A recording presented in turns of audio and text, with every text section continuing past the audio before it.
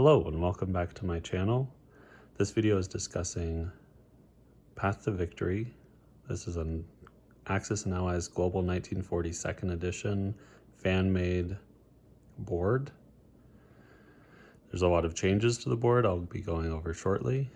There's also some rule changes I'll discuss as we go through those. As you can see, one of the big changes starting up here in Siberia is that the Russians start with a minor industrial complex in Siberia and the territory is worth 2. There's also a convoy zone in Sea Zone 5. We've split the sea zone around Japan into 2 separate sea zones, and Japan itself is actually separated into 3 territories: Kyushu, Japan, and Hokkaido. And Iwo Jima touches Sea Zone 7. This creates for some really interesting dynamics as far as being able to construct multiple air bases to defend Sea Zone 7. In China, we've separated northern and southern Manchuria into 2 separate territories, with southern Manchuria still being worth 2, so you can build a minor industrial complex on it. Most of the rest of these are the same, however there's some additional Chinese territories, so their starting income is a little higher. It takes a little longer to push all the way back into take all of their territories.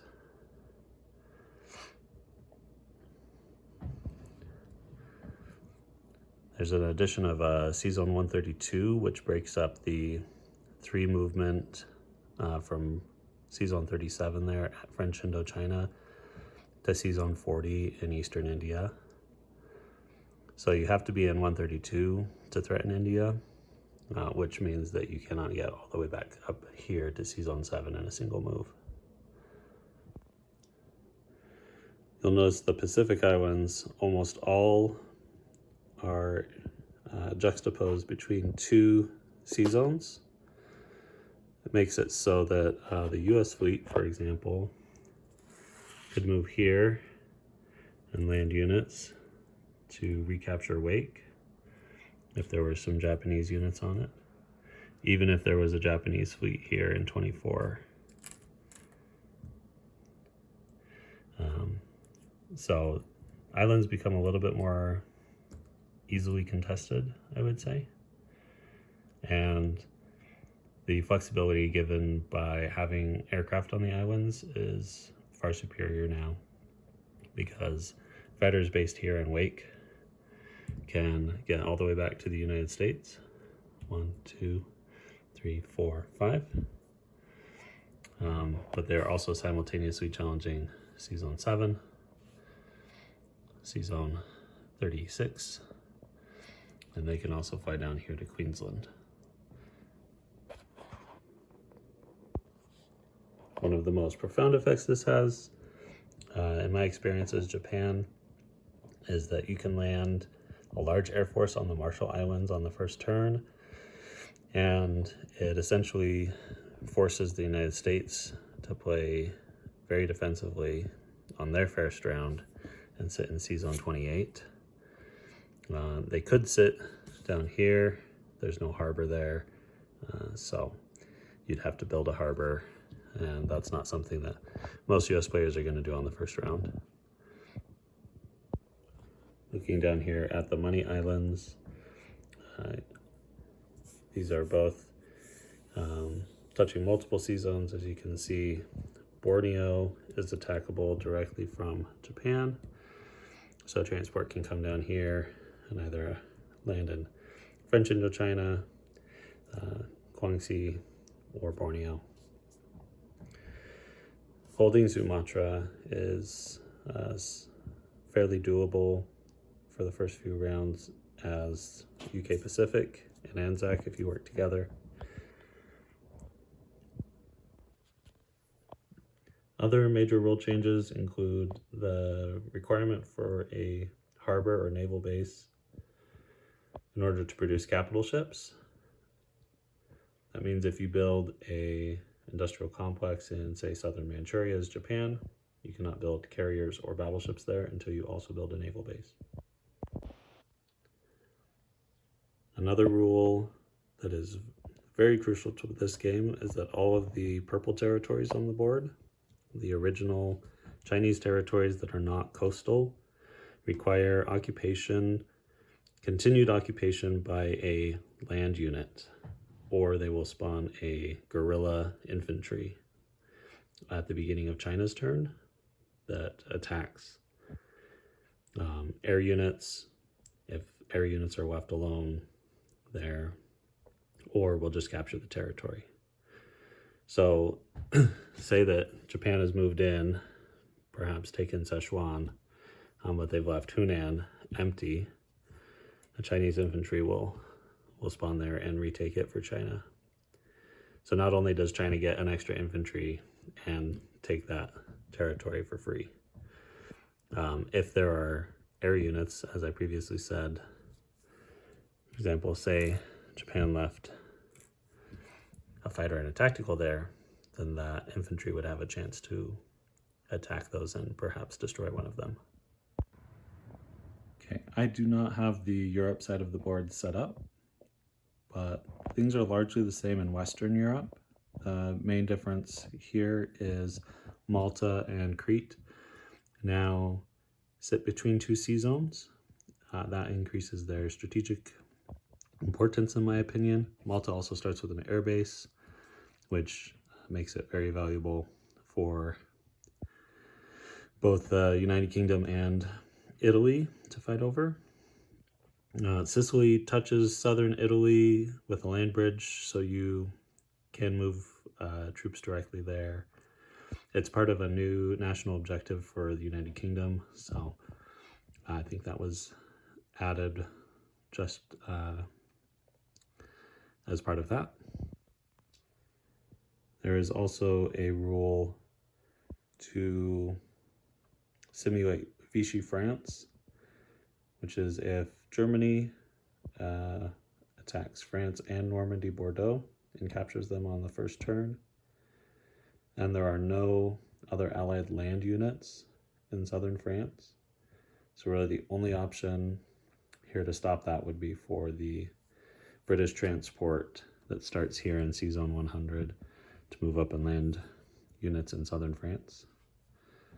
Then all of the French territories, except for French Equatorial Africa and New Hebrides, will become pro-Axis neutrals. And all of the infantry located on those spaces become pro-Axis neutral infantry. Southern France has its own rules, where they do not become pro-Axis in terms of being able to be captured or activated. And the two infantry and the fighter, if it's still alive in United Kingdom, remain French control, and the destroyer that starts down here remains in French control.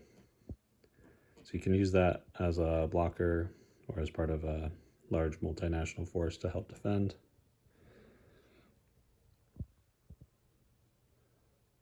Vichy France adds quite a bit of options to the European axis, especially Germany, to support Italy in the Mediterranean.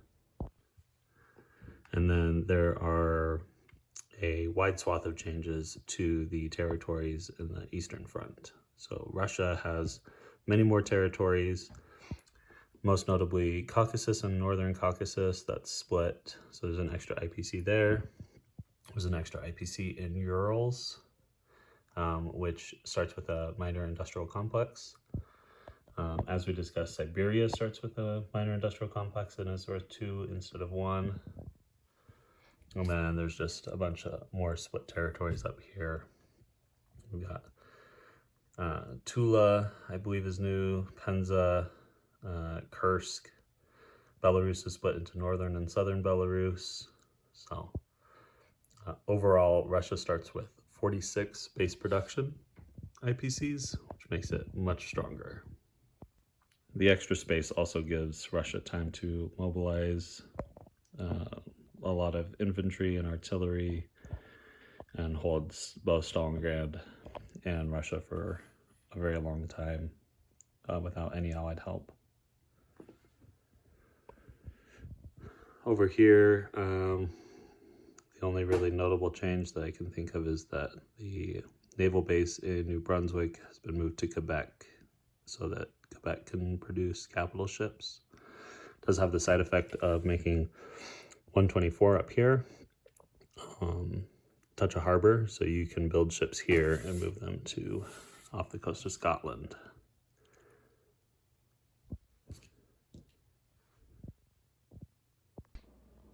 Okay, that's my introduction to Path to Victory.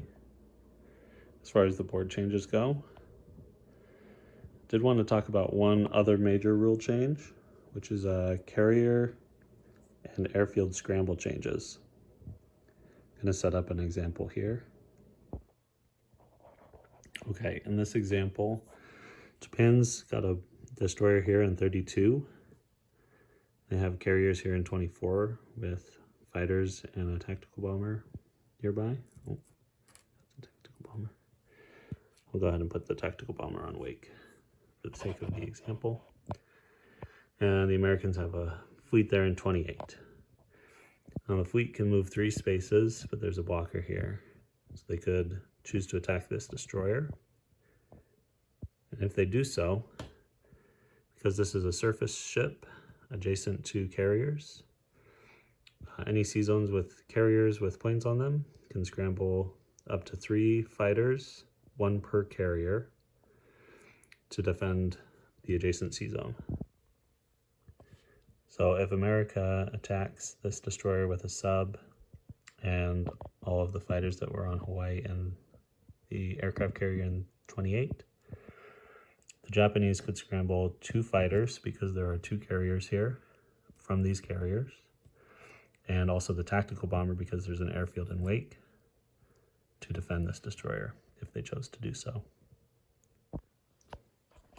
Another example would be, let's say this is several rounds in and Japan is attacking Burma here. If they choose to attack with 2 infantry, the fighter, and the tactical bomber, because there's an airfield in eastern India, UK Pacific could actually scramble all 3 of these planes to defend Burma.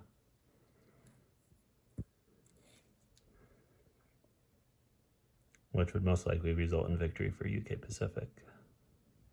So if Japan wanted to attack Burma, they might want to take an additional unit in artillery or something.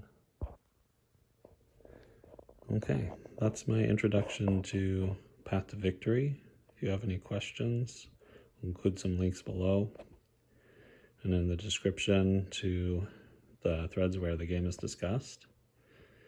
And also a link to AAA where you can play this for free online on the AxisandAllies.org forums or in the lobby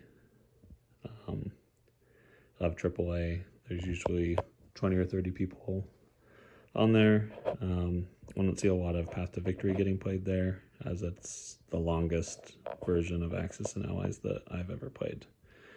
But it does fit well to a play-by-post format, in my opinion, and I really enjoy playing it there.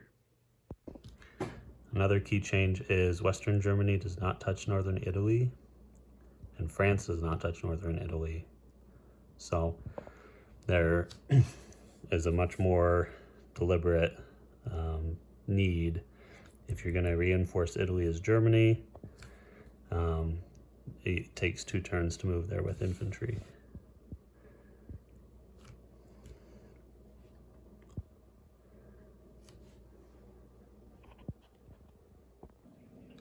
Thanks again for watching this video. I look forward to making more, and I will see you all in the next one. Cheers.